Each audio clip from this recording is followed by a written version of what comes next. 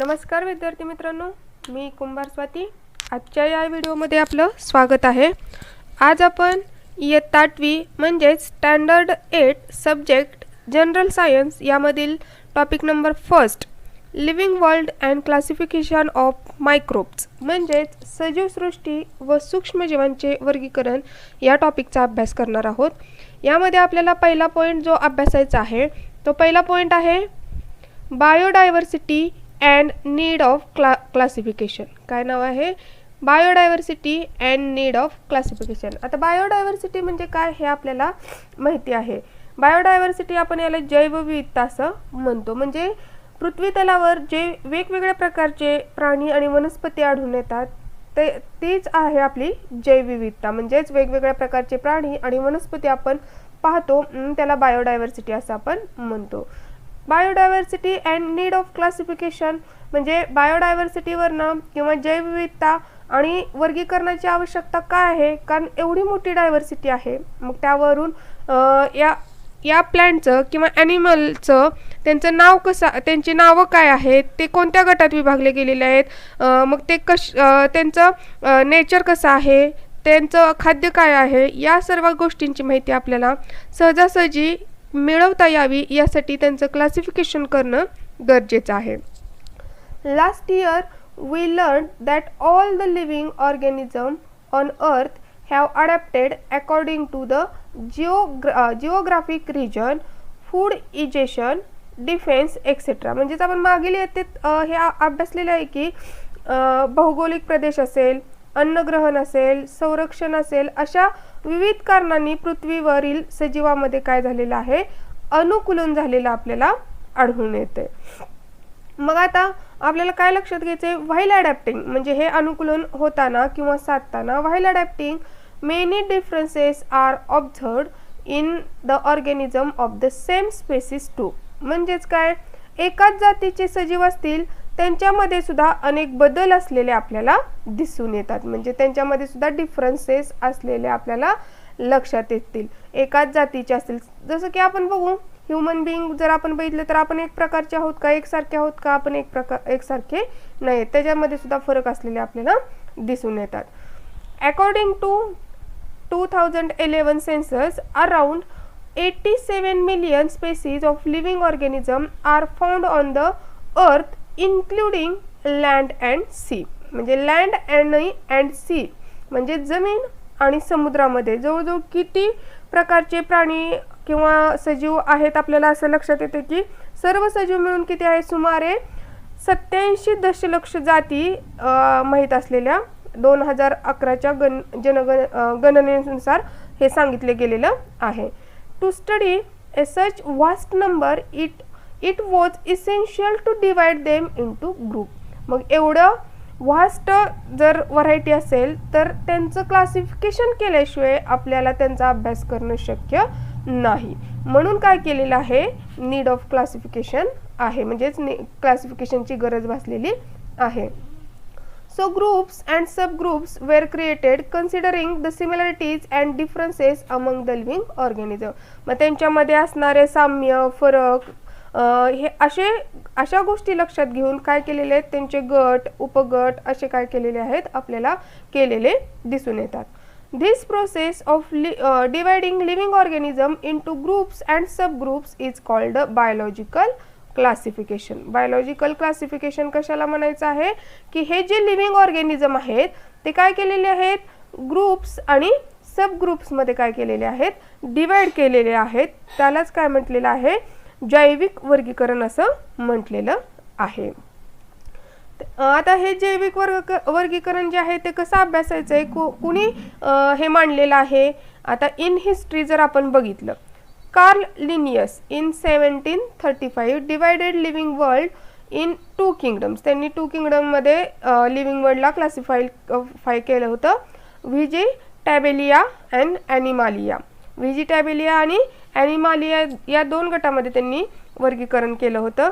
त्यानंतर हॅकेल in 1866 considered 3 kingdoms. त्यांनी 3 किंगडममध्ये काय केलं होतं, क्लासिफाय केलं होतं.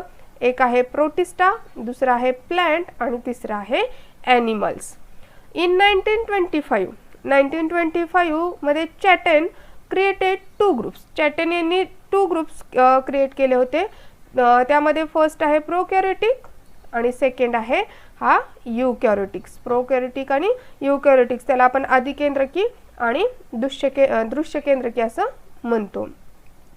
त्यानंतर इन 1938 आपल्याला Copeland divided living organism into 4 kingdoms, Monera, protista, plants and animals. त्यानंतर 1938 मध्ये कोपलँड यांनी 4 गटांमध्ये वर्गीकरण केलं, Monera, protista, plants and animals या पद्धतीने. त्यानंतर रॉबर्ट हार्डिंग विटाकर 1920 to 1980 त्यांचा कालावधी आहे. रॉबर्ट हार्डिंग विटाकर हे कुठले होते? अमेरिकन इकॉलॉजिस्ट होते ते. In 1969 he divide living organism into 5 groups. त्यांनी काय केलं होतं? 5 ग्रुप्समध्ये लिव्हिंग ऑर्गॅनिझमचं काय केलं होतं? क्लासिफिकेशन केलं होतं. हे महत्त्वाचं आहे बघा आपल्याला. 5 ग्रुप्समध्ये काय केलं होतं? त्यांनी क्लासिफिकेशन केलेलं आपल्याला दिसून येते. आता इथं आपल्याला दिसते बघा, for this classification Whittaker consider following criteria. Whittaker यांनी खालील निकष जे आहेत ते काय केले होते? विचारात घेतले होते. म्हणजे क्लासिफिकेशन करताना काहीतरी निकष आपल्याला विचारात घ्यावे लागतात. मग त्यांनी कोणते निकष विचारात घेतले होते किंवा कोणता क्रायटेरिया यूज केला होता? तर इथं आपल्याला दिसतोय फर्स्ट क्रायटेरिया इथं दिसते, complexity of cell structure. Complexity म्हणजे काय? तर जटिलता कशामध्ये? सेलमध्ये असणारी. म्हणजे सेल कशा आहेत? त्या युनिसेल्युलर आहेत, मल्टीसेल्युलर आहेत, म्हणजेच complexity of a cell structure. त्याच्यामध्ये काय केलं त्यांनी? Prokaryotic and युकॅरियोटिक.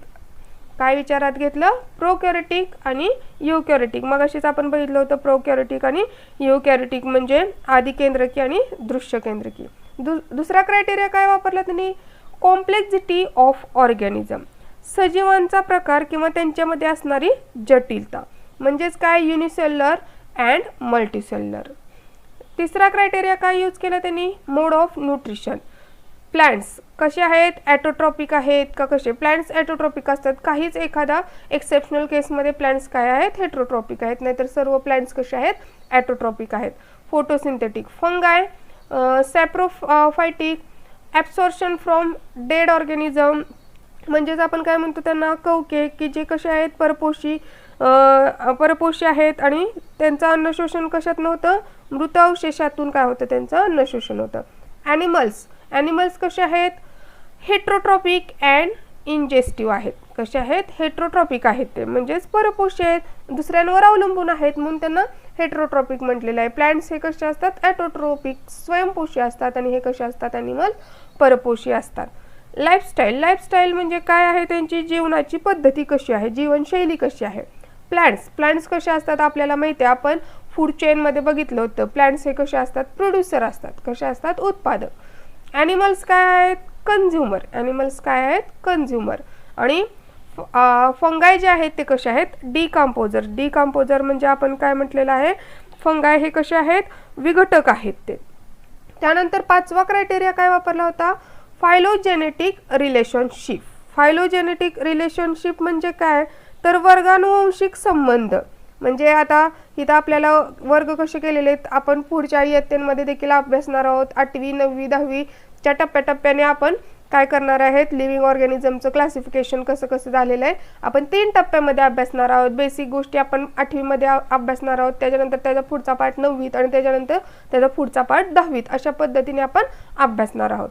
प्रोकॅरियोटिक to युकॅरियोटिक, unicellular to multicellular म्हणजेच आदिकेंद्रकी ते दृश्यकेंद्रकी, एकपेशीय ते बहुपेशीय. असं काय? फायलोजेनेटिक रिलेशनशिप इथं आपल्याला त्यांनी हा क्रायटेरिया, या 5 क्रायटेरियांचा वापर करून काय केलेलं आहे? क्लासिफिकेशन केलेलं आहे रॉबर्ट विटाकर यांनी. आता आपल्याला हे 5 किंगडम सिस्टीमचं जे क्लासिफिकेशन आहे हे इथं आपल्याला तक्त्यात जे दिलेलं आहे ते आता आपण काय करणार आहोत? अभ्यासणार आहोत. हे 5 किंगडम सिस्टीमचं पहिल्यांदा हा तक्ता काय करूया आपण? अभ्यास. तर आपण हा तक्ता बघूया. या तक्त्यामध्ये काय दिलेलं आहे? या चार्टमध्ये काय सांगितलेलं आहे?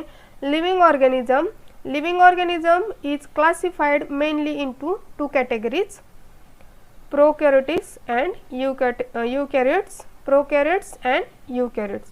Prokaryotes include unicellular organism which included kingdom Monera. Eukaryotes include unicellular and multicellular organism and which included kingdom Protista. In multicellular there are three kingdom 3, 4 and 5 which included fungi, plantae and animalia. In this way this chart is classified or living organism is classified. म्हणजेच आपल्याला काय लक्षात घेईल की सजीव जे आहेत ते काय आहेत, पहिल्यांदा दोन प्रकारामध्ये आहेत, प्रोकॅरियोटिक्स आणि यूकॅरियोटिक्स मध्ये. प्रोकॅरियोटिक्स मध्ये कोण आहे तर एकपेशीय कोण आहेत त्याच्यामध्ये, युनिसेल्युलर म्हणजेच आपण त्याला काय म्हणतो एकपेशीय असं म्हणतो. त्याच्यामध्ये किंगडम मोनेरा हा इन्क्लूड होतो. म्हणजे किंगडम मोनेरा मधले जे सजीव आहेत ते कसे आहेत, सगळे युनिसेल्युलर आहेत. त्यानंतर यूकॅरियोटिक्स मध्ये पुन्हा काय आहे, युनिसेल्युलर आणि मल्टीसेल्युलर दोन्ही प्रकारचे काय आहेत लिव्हिंग ऑर्गॅनिझम आहेत.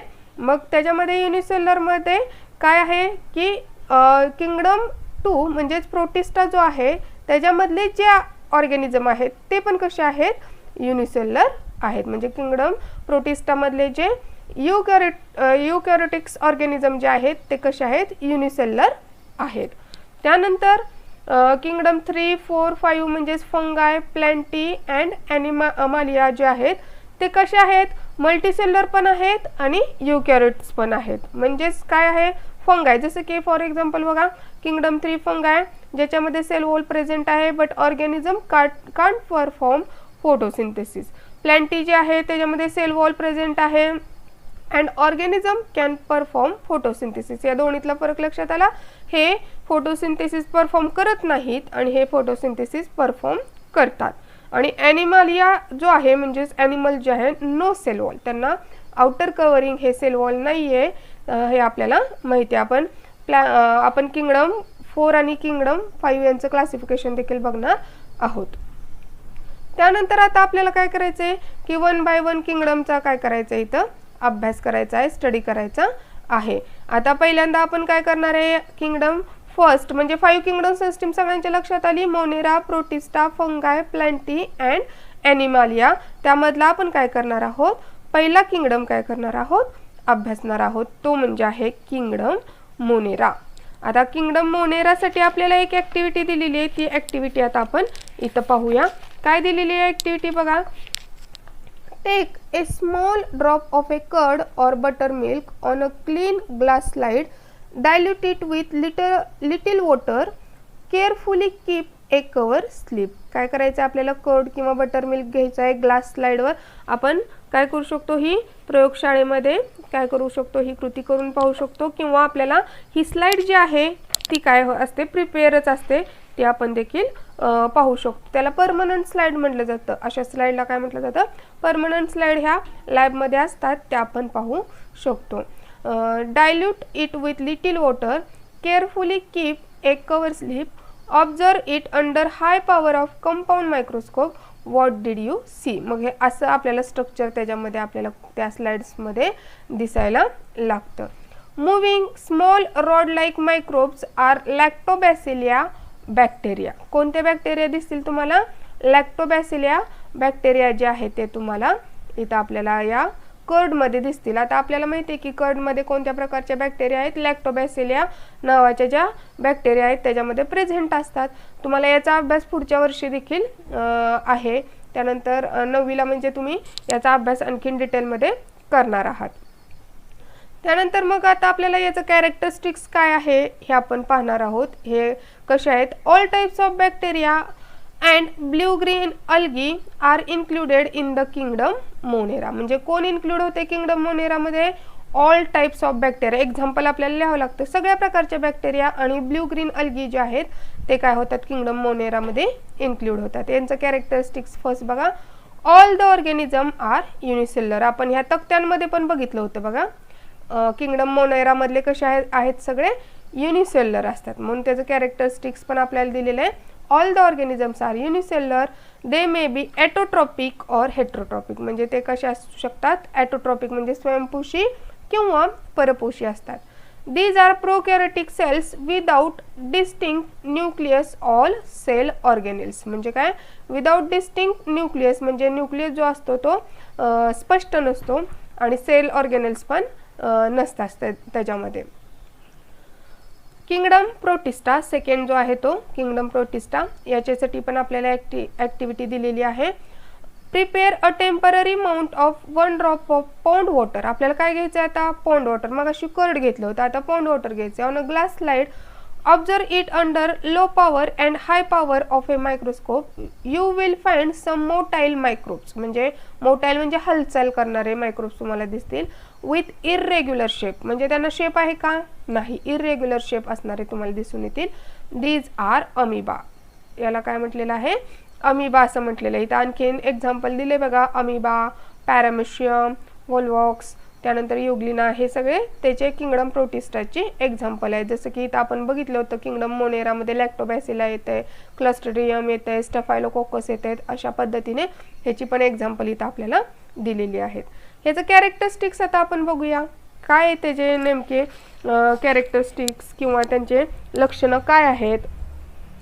Protista are single-celled organism with well-defined nucleus enclosed in a nuclear membrane. Protista जे आहेत ते कसे आहेत, सिंगल सेल्ड आहेत. कसे आहेत, सिंगल सेल म्हणजे एक पेशी आहेत आणि पेशीत काय आहे, पटलबद्ध केंद्रक आहे.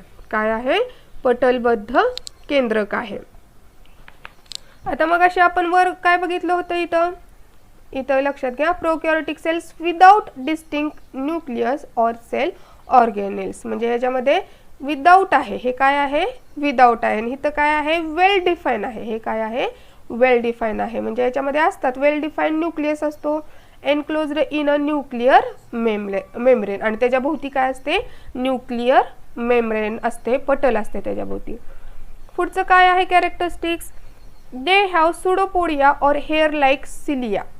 दे have pseudopodia or hair like cilia or whip like flagella for locomotion. Locomotion म्हणजे हालचाल करण्यासाठी, त्यांची जी हालचाल असते ती हालचाल करण्यासाठी काय असतं त्यांना, छदमपाद असतो, कुणाला रोमके असतात, तर कुणाला कशाभिका असतात. इथं आपल्याला इथं पॅरामेशियम मध्ये जर आपण बघितलं तर इथं बारीक केसांसारखं काय असतं, ऑर्गेनल असतं, छोटे छोटे छोटे असे असतात, त्याला आपण काय म्हटलेलं आहे, रोमके असं आपण म्हणतो. हेअर लाईक सिलिया म्हटलं तरी चालेल.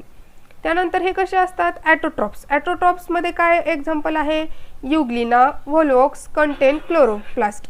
ह्याच्यामध्ये काय असतं, क्लोरोप्लास्ट असतात, म्हणून हे काय आहेत, ॲटोट्रॉप्स आहेत. तर हेट्रोट्रॉप्स कोण आहे, अमिबा आणि पॅरामेशियम. अमिबा आणि पॅरामेशियम हे दोन जे आहेत ते कसे आहेत, हेट्रोट्रॉप, आणि हे जे दोन आहेत ते कसे आहेत, ॲटोट्रॉप्स आहेत, कारण त्यांच्यामध्ये कोण प्रेझेंट असतं, क्लोरोप्लास्ट प्रेझेंट असतो. त्यानंतर पुढचा जो किंगडम आहे तो आपण बघूया, किंगडम फंगाय. किंगडम फंगायसाठी ॲक्टिव्हिटी दिली बघा, टेक ए मॉइस्ट. आता किंगडम फंगायचं सोपं जर एक्झाम्पल बघितलं तर आपण घरामध्ये पावावर, ब्रेडवर किंवा चपातीवर, भाकरीवर काय बघतो रे, आपण बुरशी लागलेली पाहतो. मग ही बुरशी म्हणजेच काय आहे, त्याच्यामध्ये कोणत्या किंगडममध्ये ही बुरशी इन्क्लूड होते, तर या फंगायमध्ये. Take a moist piece of a bread or bhakri and keep it in a container with lid for 2 to 3 days. म्हणजे काय, आपल्याला ही ॲक्टिव्हिटी करावी अशी गरज नाही, कारण आपण बऱ्याच वेळा ही गोष्ट पाहिलेली असते. आपण गावाला गेल्यानंतर चपाती जर शिल्लक असेल डब्यामध्ये आल्यानंतर पाहतो आपण त्याच्यावर बुरशी चढलेली असते. After 2 to 3 days a fine cotton thread like tuft is found growing on the surface of the bread. Prepare a temporary mount of a few threads from this culture and observe it under the microscope. आणि हेच आपल्याला microscope खाली काय करायला सांगितलेलं आहे, पाहायला सांगितलेलं आहे. ह्या प्रिपेअर्ड स्लाइड ज्या आहेत, परमनंट स्लाइड ज्या आहेत त्या आपण लॅबमध्ये पाहू शकतो. म्हणजे इथं फंगाय कसं असतं, त्याचं स्ट्रक्चर कसं असतं हे इथं आपल्याला सांगितलेलं आहे. आलं लक्षात आपल्याला. आपण 3 किंगडम आतापर्यंत बघितले. पहिला किंगडम आहे मोनेरा, त्याच्यामध्ये आपण एक एक्झाम्पल लॅक्टोबॅसिलिया लक्षात ठेवू शकता. त्यानंतर प्रोटिस्टामध्ये अमिबा, पॅरामेशियम लक्षात ठेवा. आणि किंगडम इथं फंगाय. इथं अशा पद्धतीने 3 हेट्रोट्रॉपिक ऑर्गॅनिझम आहेत. नॉन ग्रीन म्हणजे ते ग्रीन आहेत का, नाहीत. युकॅरियोटिक आहेत ते हेट्रोट्रॉपिक आहेत. हेट्रोट्रॉपिक म्हणजेच कसं आहेत ते परपोषी आहेत. Most of them are saprotrophs. कसे आहेत त्यामधले बरेचसे जे आहेत ते कसे आहेत सॅप्रोट्रोप्स आहेत. They feed upon decaying organic matter. म्हणजे ते कशावर अवलंबून असतात, मृतक जे अवशेष असतात त्यांच्यावर काय असतात ते अवलंबून असतात. Their cell wall is made of tough and complex sugar called chitin. म्हणजे त्याची जी पेशीभित्तिका असते ती कशापासून बनलेली असते, कॉम्प्लेक्स शुगरपासून बनलेली असते. कशापासून, टफ आणि कॉम्प्लेक्स शुगरपासून बनलेले आहे, त्याला कायटिन असं म्हटलेलं आहे. चौथं कॅरेक्टरिस्टिक्स काय आहे, fourth one, some fungi are thread like and many nuclei are present in the cytoplasm. Example याचं baker's yeast, aspergillus, penicillium, mushroom, हे इथं आपल्याला काही एक्झाम्पल इथं फिगरमध्ये दाखवलेले आहे. Though many systems of classification are introduced after the Whitakers, his five kingdom system is widely accepted. त्यामुळे त्याची फाईव्ह किंगडम सिस्टीम जी आहे ती वाईडली सगळ्यांनी काय केलेली आहे, जवळजवळ मान्य केलेली आहे. कारण की विटाकर नंतर वर्गीकरणाच्या काही पद्धती मांडल्या गेल्या, तरीही आजही अनेक शास्त्रज्ञ विटाकर यांच्या पंचसृष्टी वर्गीकरणालाच काय करतात, प्रमाण मानतात. हेच या पद्धतीचं काय आहे, यश आहे. अशा पद्धतीने इथं आपण 3 काय बघितलेले आहेत, किंगडम पाहिलेले आहेत. म्हणजे आपल्याला लक्षात आलं असेल आजच्या या व्हिडिओमध्ये आपण काय बघितलेलं आहे, लिव्हिंग ऑर्गॅनिझमचं क्लासिफिकेशन विटाकर यांनी 5 किंगडम सिस्टीममध्ये कसं केलेलं आहे ते आपण इथं या तक्त्याद्वारे पाहिलेलं आहे. Kingdom Monera, kingdom Protista, kingdom Fungi, Plantae and Animalia. आत्ताच्या इयत्तेमध्ये आपल्याला मोनेरा, प्रोटिस्टा आणि फंगाई यांचा अभ्यास आहे. तर 9वीच्या इयत्तेमध्ये प्लांटी आहे, तर 10वीच्या इयत्तेमध्ये तुम्हाला ॲनिमालिया असलेला तुम्हाला दिसून येते. स्टँडर्ड 10 मध्ये तुम्ही हा किंगडम अभ्यासणार आहोत. अशा पद्धतीने हे 10 किंगडम आपण अभ्यासलेले आहेत. धन्यवाद.